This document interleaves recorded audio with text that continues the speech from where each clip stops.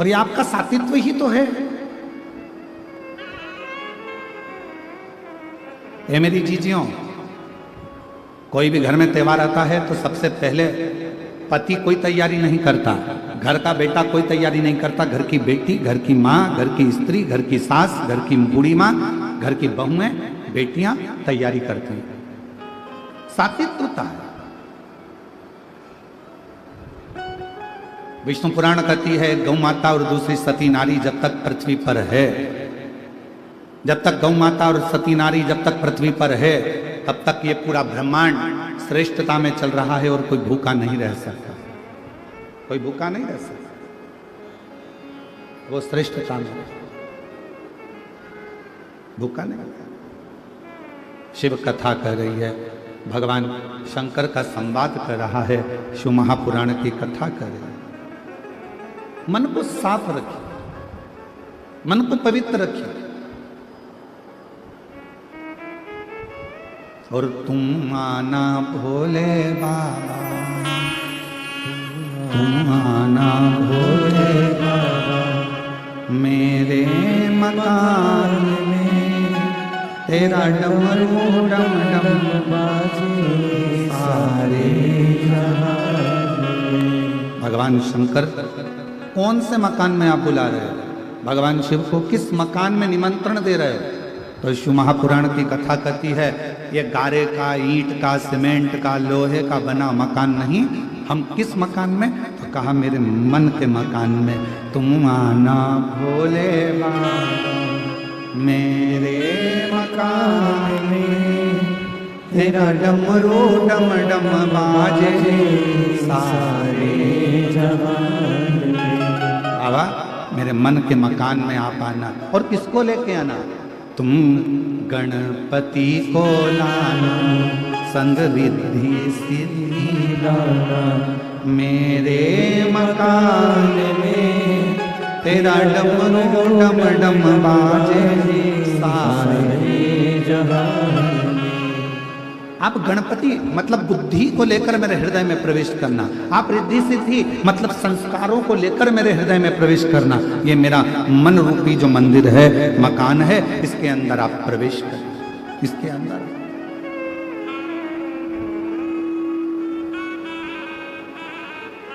मन की पवित्रता में शिव है।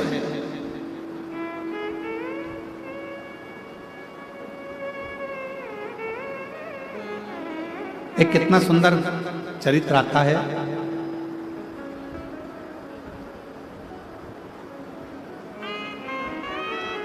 एक विमुषा नाम का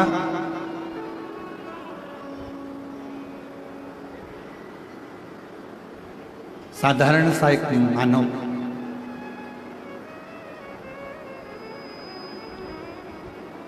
कुछ नहीं जानता था, और विमुषा का जो शरीर था पूरा की पूरा शरीर बेकार सा था, पूरा शरीर। पर विमुषा शिव का बड़ा भगत था। और जितनी मेरी जीजियां बेटी हैं, जीजा बेटे हैं, बेटी बेटियां, माताएं, मेरे भाई बहन जो बेटे हैं, बड़े सावधानी से सुनना इस कथा। विमुषा एक साधारण सा मनुष्य, दिखने में सुंदर नहीं था विमुषा। शरीर का रंग पूरा काला था, नेत्र भी बड़े विकराल लाल लाल भयंकर से, दांत बहुत काले से थे, शरीर पूरा बेकार से। जब उसका जन्म हुआ और विमुषा का जन्म हुआ तो उसके माता पिता ने सोचा कि इतना भयंकर बालक पैदा हुआ है, ये रहेगा, लोग क्या कहेंगे, इस बालक को वन में जंगल में उसको छोड़ दिया गया। और विमुषा को जंगल में छोड़ दिया गया। पर कोई पूर्व जन्म के संस्कार विमुषा के रहे होंगे। हम पहले भी कथा में कहे, कोई पिछले जन्म के अच्छे कर्म मुझे बाबा तेरा साथ मिला, कोई पिछले जन्म के अच्छे कर्म मुझे बाबा तेरा साथ मिला। विमुषा का कोई पिछले जन्म का कोई अच्छा कर्म होगा। शरीर बेकार था, शरीर पूर्ण तरह से आड़ा टेढ़ा, बेकार, विकलांग सा शरीर, काला सा, नेत्र बड़े, दांत काले टूटे, बड़ा विकराल सा उसका शरीर था। पर विमुषा शिव का बड़ा भक्त, शंकर की बड़ी आराधना करता था। जिस मार्ग से विमुषा निकल कर जाता था, उस मार्ग से महिलाएं, पुरुष, बच्चे, बूढ़े कहीं विमुषा ना दिख जाए, उसका चेहरा देखेंगे तो हमारा दिन बेकार हो जाएगा, ये विचार करते थे गांव के लोग, और उसका मुख नहीं देखते थे, उसका मुख नहीं देखते।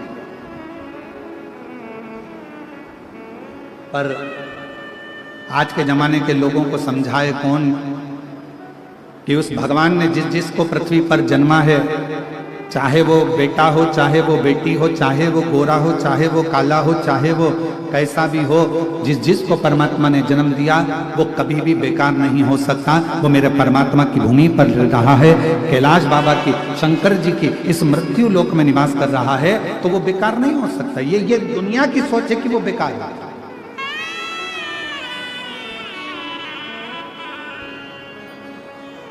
विमुषा जहां से निकलता सब हट जाते, कोई उसको देखता नहीं। लोगों को लगता है इसका मुख देखेंगे दिन बेकार चले जाएगा, इसका मुख का दर्शन करेंगे दिन बेकार चले जाएगा, सोचते।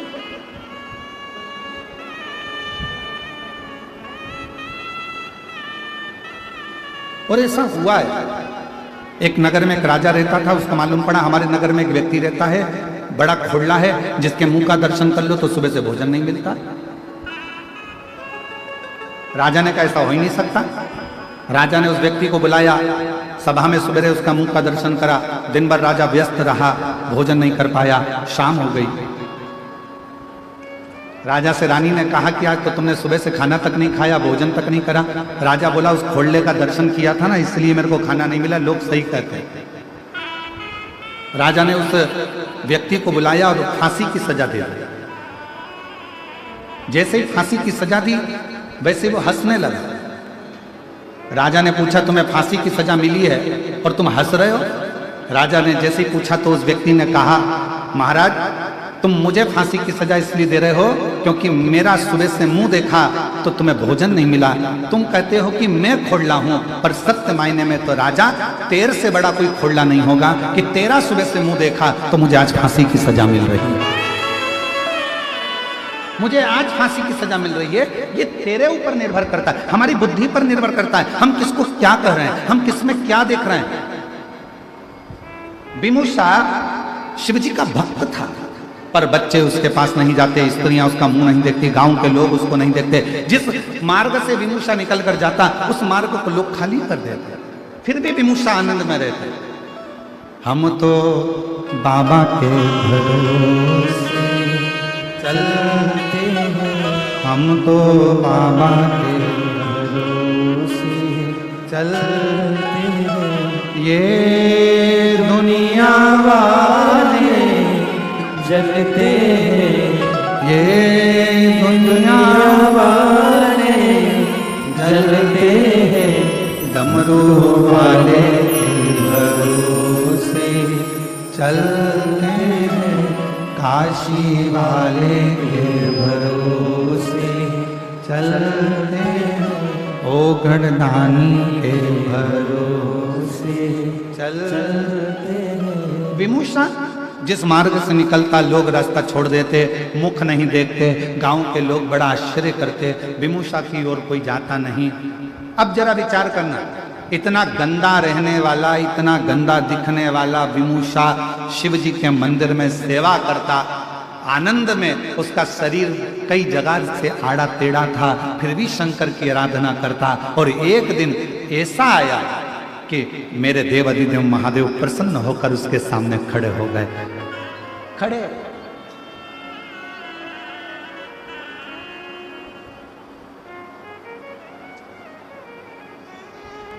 क्या चढ़ाया था विमुषा ने जो भगवान शिव प्रसन्न हो गए?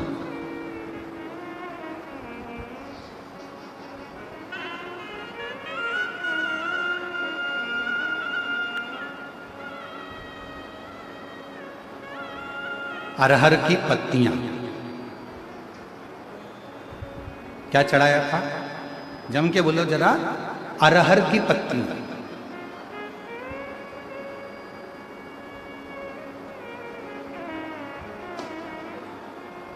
कई लोग उसको तुअर कहते हैं, कोई अरहर कहते हैं, कोई कुछ कहते हैं, उसकी पत्तियां।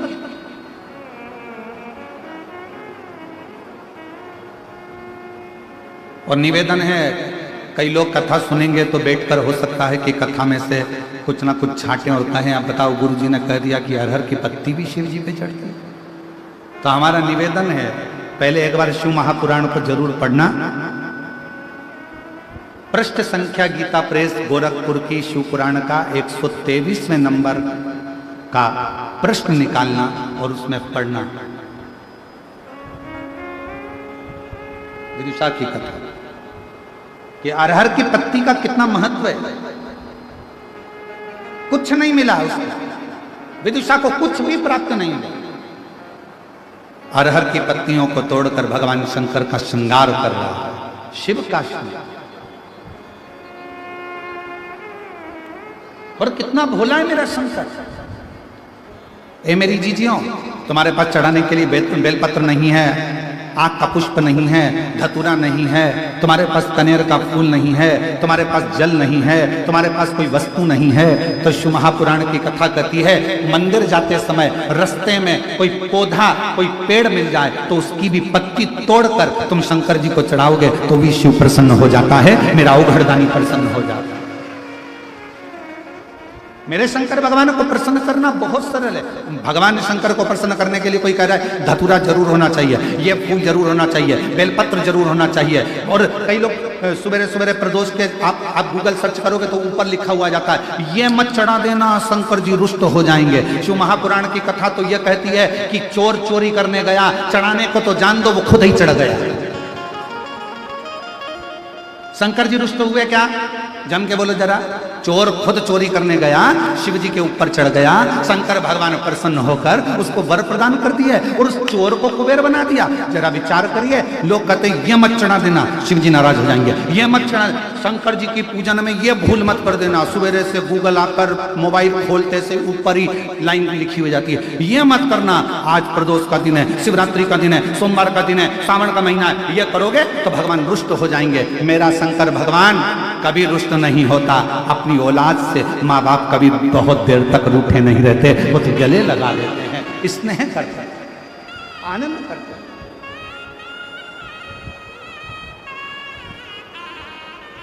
ये दुनिया के लोगों ने तुम्हें डराने के लिए बहुत कुछ कर रखा है, ऐसा करोगे तो ऐसा हो जाएगा, ये मत करना, वो मत करना, शंकर जी की पूजन मत करना तो शिव जी पे चढ़ा, जल मत जी पे बेलपत्र मत चढ़ाना तो ये मत खाना, तो ऐसा मत खाना तो वैसा। ये केवल भ्रम उत्पन्न करा, केवल। विदुषा क्या चढ़ा रहा है? अरहर की पत्ती, केवल अरहर की पत्ती से श्रृंगार। और श्रावण के महीने में आज पवित्र शिव महापुराण की कथा जो बोलबम समिति करा रही है, कथा के अध्यक्ष श्री दया सिंह जी प्रदेश अध्यक्ष इस कथा को जो लाभान्वित करा रहे हैं, इस पवित्र कथा में एक बात कहना चाहेंगे और बड़े सावधानी से सुनिएगा कि आपके पास में शिव जी को चढ़ाने के लिए यदि कुछ भी नहीं है, किसी भी पेड़ की पत्तियां, अब देखो यहाँ पर जो ये दया सिंह जी ने जो ये स्टेज बनाया, इसमें ये पेड़ लगा दिए उन्होंने। दया सिंह जी आपको साधुवाद है जो आपने प्रकृति की सौंदर्यता को जनमानस को प्रसिद्ध किया। ये जनमानस को प्रेरणा है, जब स्टेज पे पेड़ लग सकता है तो आप भी अपने अपने नगर में पेड़ जरूर लगा, वृक्षारोपण जरूर करिए, ये प्रेरणा दी जा रही है। साधु था आपको बहुत बहुत धन्यवाद। किसी वृक्ष की पत्ती को तोड़ा, शिव जी को समर्पित। अब मंदिर में आपने पत्ती को चढ़ाया, लोग आपसे कहेंगे क्यों हर कैसे वृक्ष की पत्ती चढ़ा दी, तुमने बेलपत्र नहीं चढ़ाया, तुमने ये नहीं चढ़ाया, तो उसको कह देना मेरा पिता है शिव, वो काल अधिपति महाकाल मेरा जगत का पिता है, मेरा पिता है मेरा शंकर, और मेरे शंकर को रिझाने के लिए बहुत दिखावे की नहीं, मेरे काल अधिपति महाकाल को रिझाने के लिए किसी दिखावे की नहीं, मेरे काल अधिपति महाकाल को रिझाने के लिए, तो केवल मीठी वाणी से पुकार लो, मेरा महाकाल राजा प्रसन्न होकर वर दे जाता, वर प्रदान। विदुषा के पास में क्या था? केवल अरहर की पत्ती।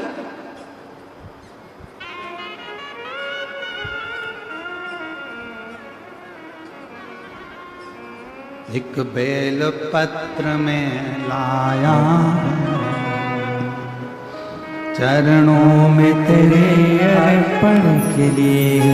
एक बेल पत्र में लाया हो, चरणों में तेरे अर्पण के लिए। बड़ी दूर से चल कर आया हूँ, बड़ी दूर से चल कर आया हूँ मेरे बाबा तेरे दर्शन के लिए, मेरे भोले तेरे दर्शन के लिए। एक बेल पत्र में लाया हूँ, एक बेल पत्र में लाया हूँ, चरणों में तेरे अर्पण के लिए। एक बेल पत्र में लाया हो, चरणों में तेरे अर्पण के लिए। एक बेलपत्र से मेरा शिव प्रसन्न हो जाता है, एक साधारण सी दुर्वा से मेरा शिव प्रसन्न हो जाता है, मेरा शंकर प्रसन्न हो जाता है।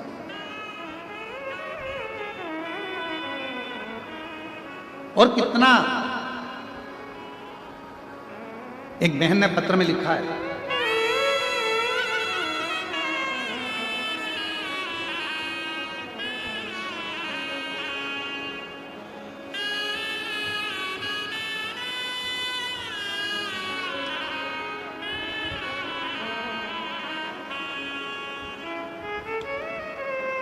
मैं नंदनी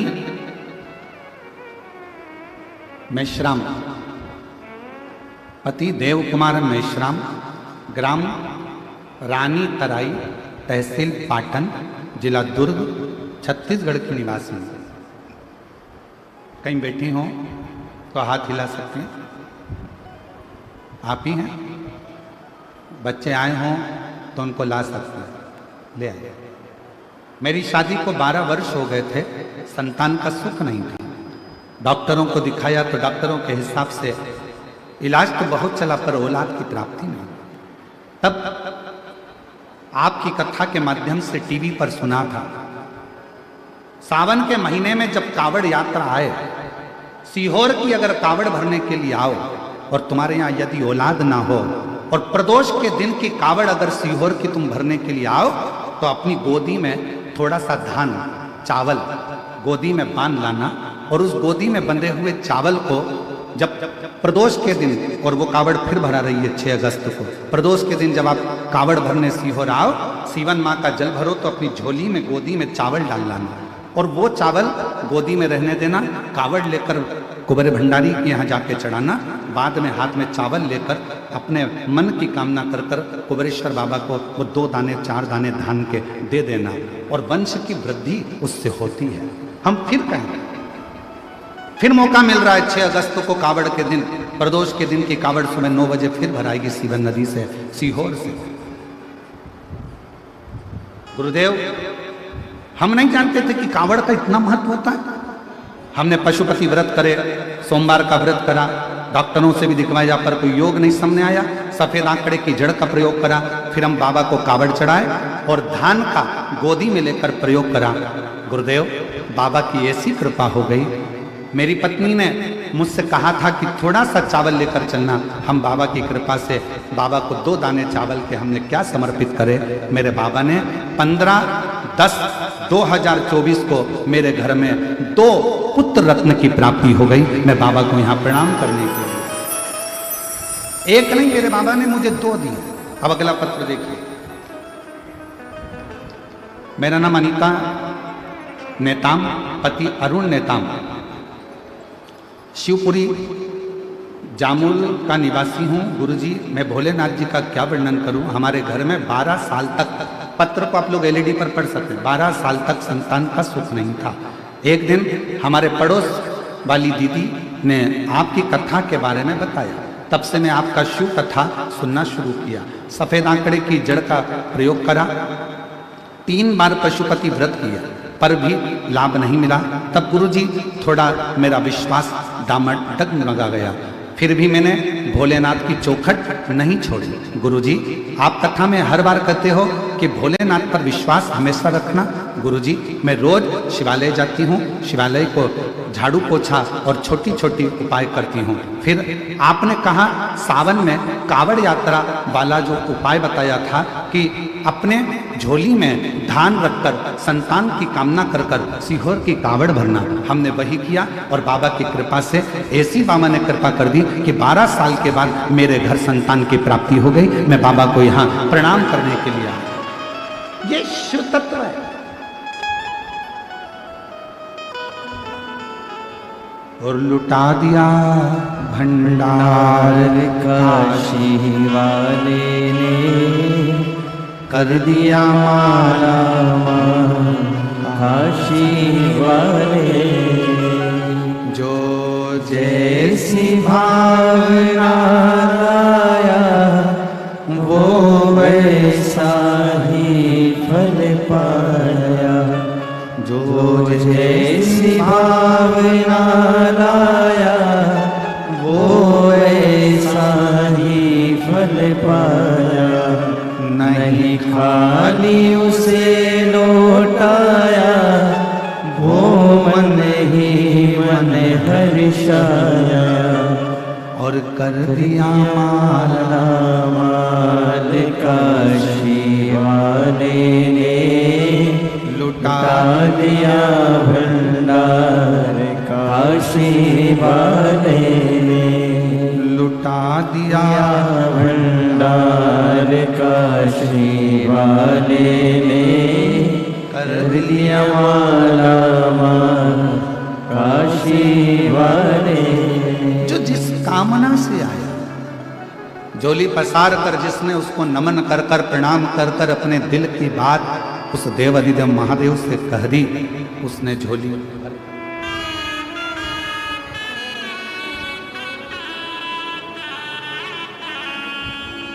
जो जैसी भावना लाया वो वैसा ही फल पाया। एक बार जोरदार ताली बजाकर से जो जैसी भावना लाया वो वैसा ही फल पाया। नहीं खाली उसे लौटाया वो मन ही मन हर्षाया। कर दिया फिर खुशहाल काशी वाले ने, लुटा दिया भंडार काशी वाले ने। लुटा दिया भंडार काशी वाले ने, कर दिया माला माल काशी वाले ने। एक का नाम शिव, दूसरे का नाम शंभू। एक बार जोरदार ताली बजाइए बाबा की। शिव तत्व। लोग कहते हैं सीहोर की कावड़ इतनी प्रसिद्ध क्यों है? सारी दुनिया में जेंट्स पुरुष लड़के कावड़ लेकर जाते हैं और सीहोर की कावड़ महिलाएं लेकर जाती हैं। क्यों?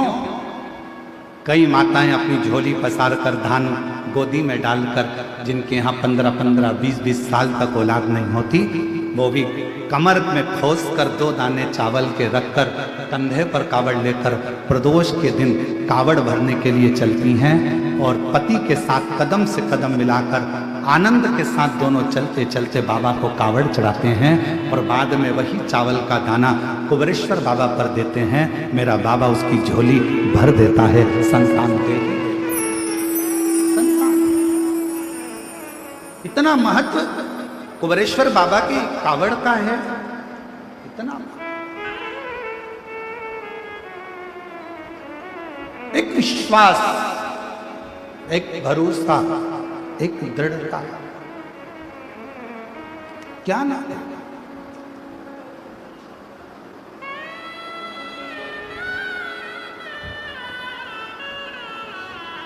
आप उससे संबंध। विदुषा, विदुषा के पास चढ़ाने के लिए कुछ भी नहीं, शरीर अड़भंगा, नेत्र विशाल, चेहरा काला, शरीर आड़ा टेढ़ा, भयंकर नेत्र लाल, भयंकर नेत्र।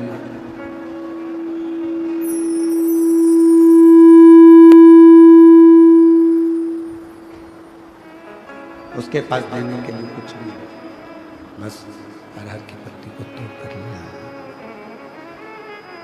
और अरहर की पत्ती को तोड़ कर लाया,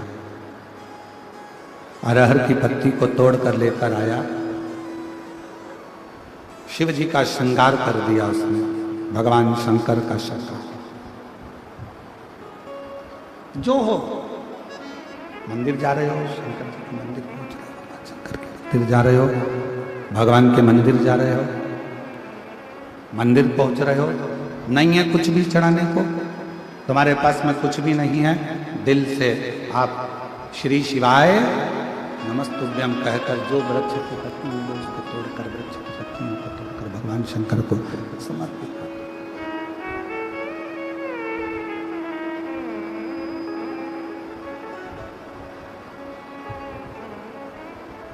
वृक्ष की पत्तियों अच्छा चल रहा था तो उसको गड़बड़ कर दिया था। वृक्ष की पत्तियों को तोड़कर भगवान शिव को समर्पित कर पत्ती। और शंभु शरण मांगो घड़ी दुख काटो, दया करी दर्शन आपो। हो शंभु शरणे पड़ी मांगू घड़ी रे घड़ी दुख काटो, दया करीन दर्शन आपो। शंभु शरण पड़ी मांगू घड़ी रे घड़ी दुख काटो, दया करीन दर्शन। विदुषी देने के लिए कुछ भी नहीं उसके पास में, भगवान शिव को क्या प्रदान करे, क्या दे। अरहर की पत्तियों को तोड़कर भगवान शंकर का शिवलिंग का श्रृंगार किया, पत्तियों को तोड़।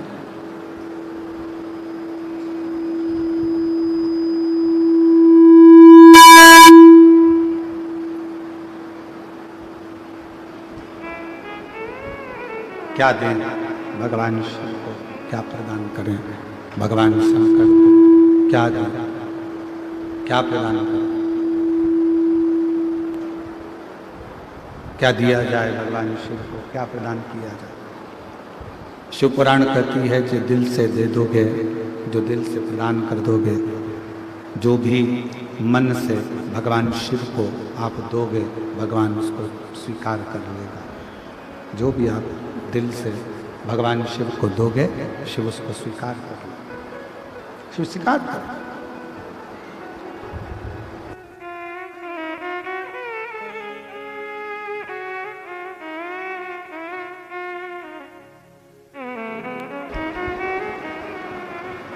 भगवान शंकर ओगरदानी त्रिकालदर्शी कैलाशी अविनाशी शिव विदुषा के सामने प्रकट हो गए, विदुषा की साक्षी में प्रकट हो गए, उनके सामने सब ये सब बंद हो गए जितने लगे थे।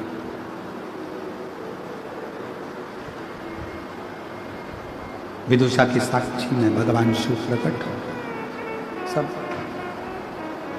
बाबा मांग तुझे क्या चाहिए, मैं तुझे क्या प्रदान करूं, क्या दूं तुझको, क्या दिया जाए तुझे, मांग ले।